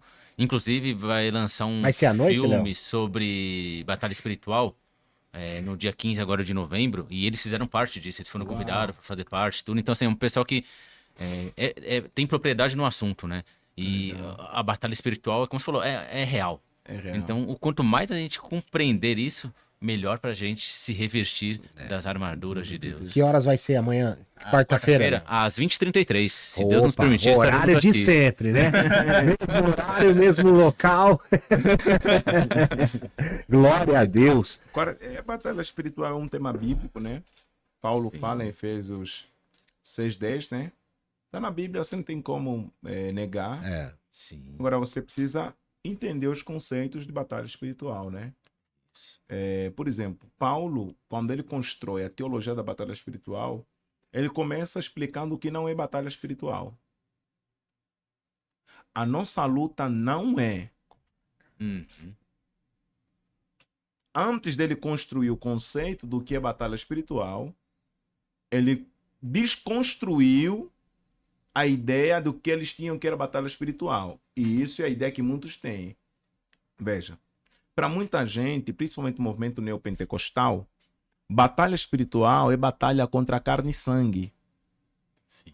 É batalha contra o primo, é batalha contra o tio, é batalha contra o familiar, é batalha contra o vizinho, é batalha contra o colega de trabalho, é batalha contra as pessoas à sua volta. Por quê? Porque em alguns movimentos não é mais os espíritos malignos que estão atuando contra a vida dos seres humanos. Você sabe por que a sua vida não está dando certo? Porque sua prima fez um trabalho de ritual, de macumba contra você. O que mais tem? Por quê? Porque nós criamos um conceito de batalha espiritual, que a nossa batalha é contra a carne e sangue. Você sabe por que a sua vida não está fluindo? Porque no teu ambiente de trabalho tem um colega seu que fez isso e aquilo. E aí o que eu faço? Eu vou no ambiente de trabalho já com espírito de insegurança. Porque eu não sei se é o colega que sentou no meu lado, eu não sei se é o colega que me recebeu na porta, eu não sei se é o colega que almoça comigo, então eu não confio mais em ninguém. Porque esse é o conceito da batalha contra carne e sangue. Eu não sei se vocês já ouviram, por exemplo, tem casos... Isso que você falou é muito verdade também.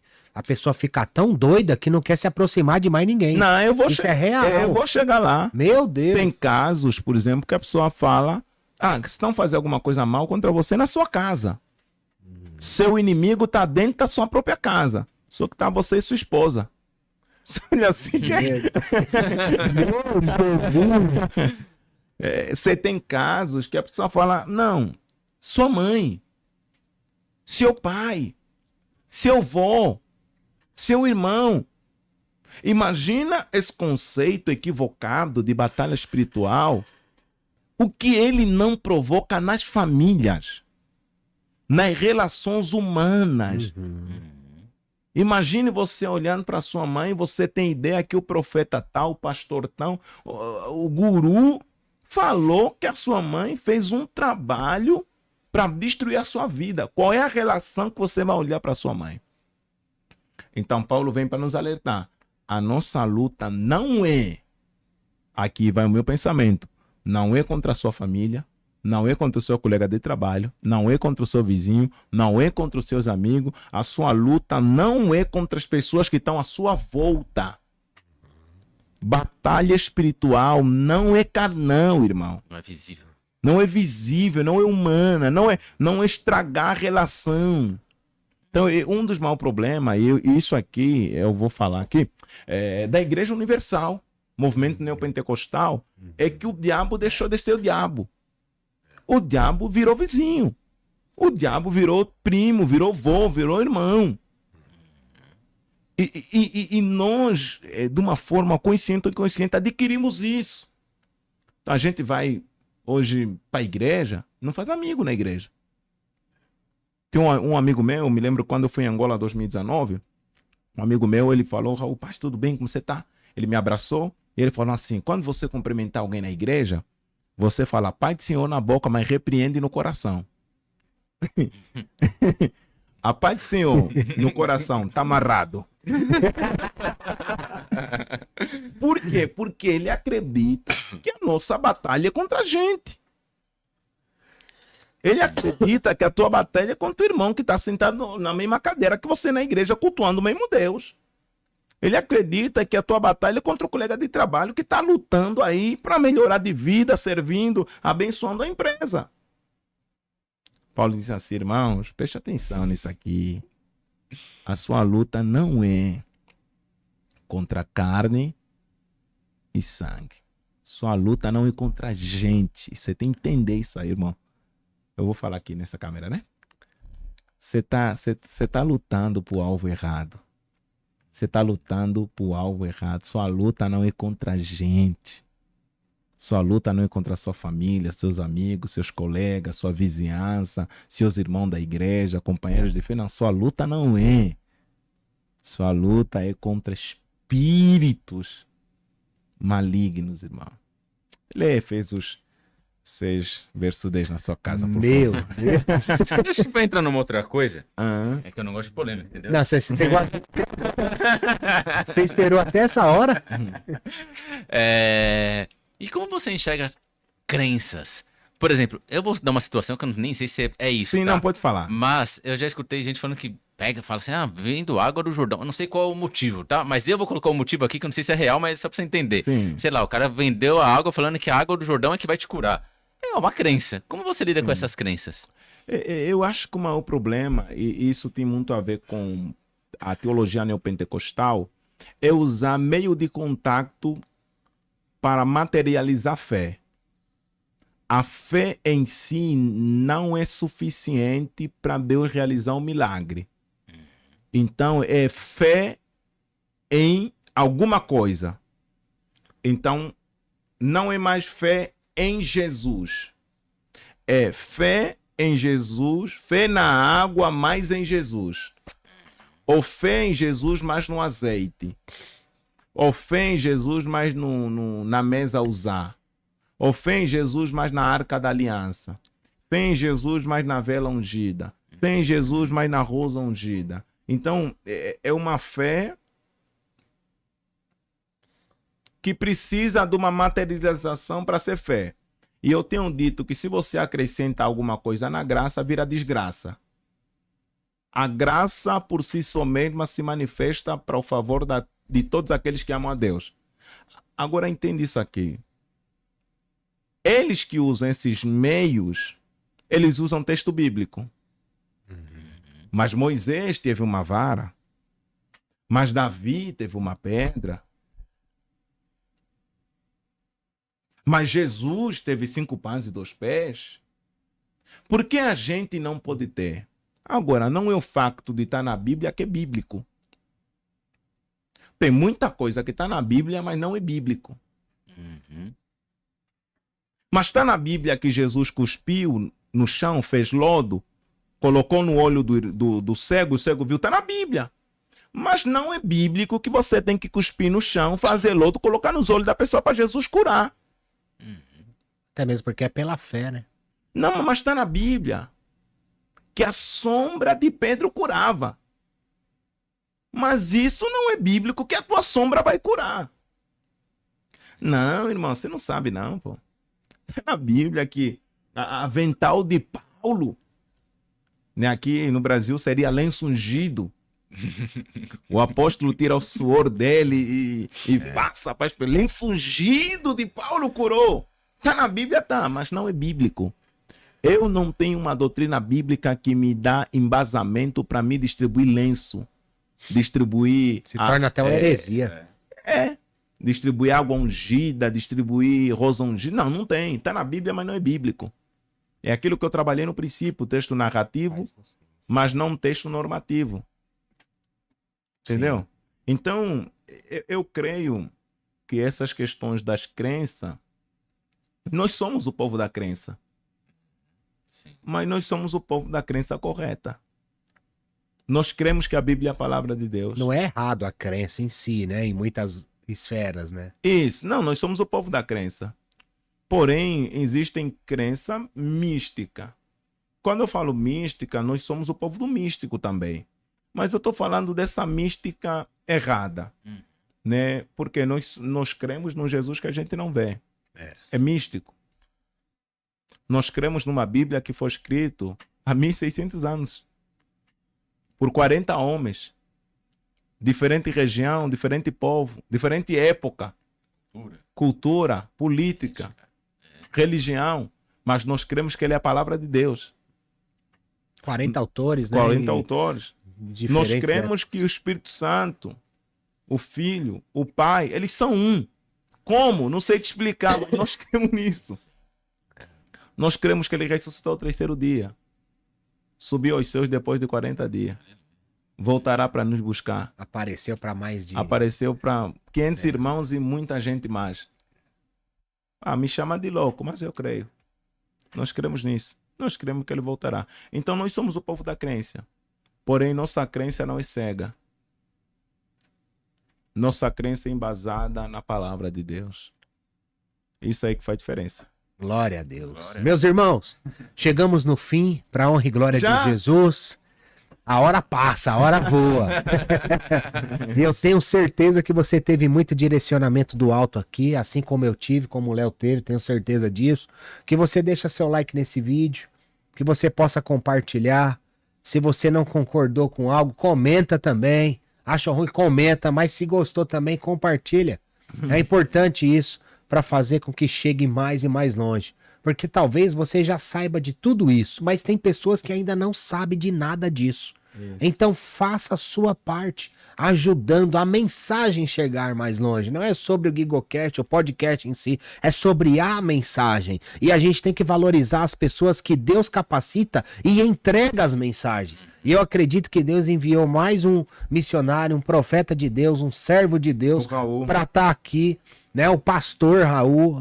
Antônio Raul, que está aqui para ministrar a palavra e ter um discernimento correto, bíblico e expositivo. Então eu agradeço ao nosso Deus, ao nosso Pai Todo-Poderoso, ao Senhor Jesus Cristo, ao Espírito Santo que se fez presente. Amém. Agradeço a você, pastor Raul, Deus seja louvado pela sua vida, que Deus abençoe seu caminho aqui no Brasil, Amém. que você continue concluindo a sua missão a qual Deus te designou.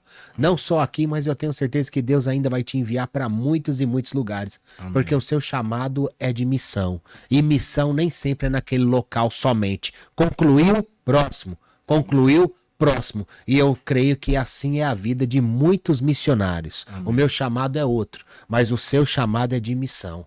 Então que Deus continue abençoando o seu caminho em cada missão que você colocar suas mãos e em cada ambiente que você colocar os seus pés, que as pessoas sintam a presença do Espírito Santo de Deus na sua vida e que você faça o mover do céu aqui nessa terra, nessa geração, para a honra e glória do nosso Senhor Jesus Amém. Cristo. Glória a Deus. Eu quero agradecer primeiramente a Deus, como eu sempre falo, sem ele nada disso seria possível, a todos que estão aqui presentes, que passaram o que passaram em algum momento, que vocês possam compartilhar essa live que vai ficar gravada. Tem muito ensinamento, muita coisa que a gente pode assim, aprender, teve direcionamentos aqui para a gente poder ter uma vida melhor com Cristo e que a gente possa aprender a viver com Cristo, em Cristo e por Cristo. Uau. Glória a Deus. Raul, eu vou pedir para você deixar uma mensagem final para esse público que nos assiste. A nação que tem, como você falou, né, o Brasil tem passado com algumas coisas. E o que você pode dar um direcionamento para essa nação? Só antes de você dar uma mensagem, só vou deixar um beijo para minha esposa. Te amo, meu amor. Muito obrigado pela presença aqui. Vou até dizer para você não deixar só uma mensagem para o nosso público, mas para a nação brasileira. Fica à vontade.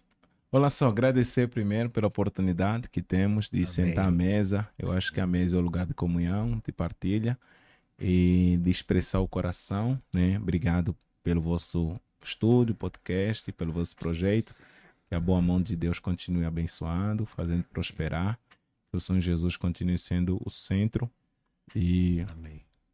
a luz que ilumina, né, esse lugar. E deixar uma palavra para a nação brasileira, né? Ou angolona, né? Você falou que chega lá, né? Angolana. Você falou que chega lá. Vai chegar lá, do Brasil pra lá. Deixar uma mensagem para o mundo todo, né? Nossa missão é conhecer a Cristo e torná-lo conhecido. Não importa o que você faz. Não importa onde você está. Não importa o que você está vivendo. Conheça a Cristo e torna esse Cristo conhecido entre as nações. Seja um canal de bênção para essa geração. Sirva a Deus no seu tempo. Alcance o maior número de pessoas possíveis que Deus lhe dê oportunidade no seu tempo. Use todos os meios possíveis que você tiver para tornar o evangelho alcançável a todas as nações. Certamente, Cristo em nós é a esperança da glória. Que Deus te abençoe. Amém. Amém. Glória a Deus. Pessoal, quarta-feira então temos episódio aqui marcado. Se você ainda não é inscrito no canal, se inscreva no nosso canal. Se você gostou do programa, compartilha. E na quarta-feira eu aguardo você, pois o GigoCast é um podcast cristão que foi feito para praticar o ID, levar a mensagem adiante. Então não aguardo não só você, mas também os seus amigos. E também os seus inimigos, porque eles são os que mais necessitam escutar a palavra de Deus. Glória. GigoCast, o seu podcast cristão. Deus te abençoe.